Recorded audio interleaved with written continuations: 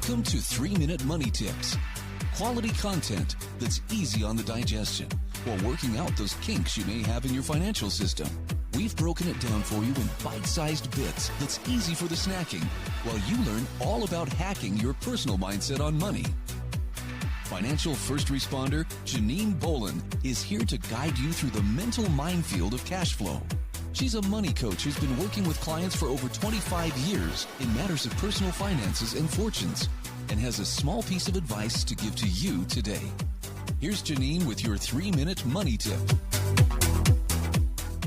Hi, this is Janine Bolin with your 3-Minute Money Tip today, and we are going to be discussing easy ways to save money. One of the joys that I have had is ever since the 1980s when I started teaching people about money and ways to save it, it's been a joy to watch as I have seen more and more of America move into a conserver lifestyle rather than a consumer lifestyle. So no matter where in the world you happen to be listening to this, realize that there are certain challenges that we have with capitalistic societies where we have businesses that are always looking to grow.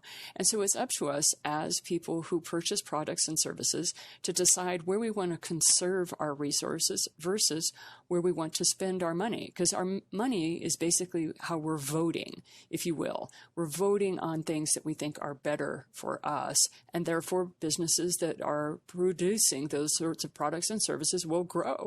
So this is a way of voting, as you might say. So the very first thing that I recommend, a surefire way, is don't go shopping, whether that is in a store or online. Basically, they have had so many studies, and one of the things that is amazing about these studies of shoppers and people who operate around stores and online is the needs versus wants category. Please be aware that by shopping, you are not conserving your resources. See if you can make it yourself, do it yourself, or if you can create it yourself. A lot of times, the things that you think you need, you actually already have. And so this is where decluttering your home is pretty helpful. If you're feeling down and you just want to get a boost from being able to buy yourself something new, realize that if you wander around your house and you dig into closets and stuff, you may find the very thing you were thinking you had to go out and buy because you already have it. So I always advocate, don't go shopping, start decluttering your home. Now, many people have already done this, but I recommend you go back through your home again. Do you know where every item that you have is? And most people would say, actually, no, they don't. And so I highly recommend for this 3-minute money tip that you stop shopping and you start wandering around your own house, your own storage units, start digging through those things because I believe you may already have what it is that you're seeking. The second thing is take care of what you have. A lot of people, like I said, are so surrounded by material goods that they have already had the pleasure of purchasing. Don't feel bad about these things. Don't beat yourself up, and definitely don't feel guilty for anything that you have purchased that you no longer need.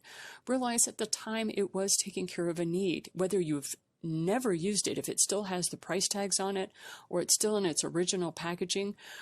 Understand yourself. There was a moment where it made you feel better. So don't feel bad about trying to make yourself feel better with a material good. Realize there was a psychological need. It was filled. It's now done. And now move that item on to a place or a situation that will work better. So those are 2 tips I can give you is don't go shopping and understand what you already have.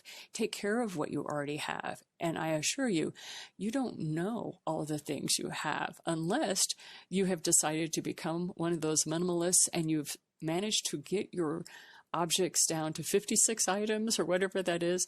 And if you are, congratulations. And I would love to hear from you. I'd love to hear about the psychological freedom that you now feel by being a minimalist. But if you're like me and you're not a minimalist because you have 4 children, you live in a 3-level home and you have a garage, you realize that there is a constant need to declutter your spaces because there's stuff always coming in through the door. This is Janine Bolin with today's 3-Minute Money Tip.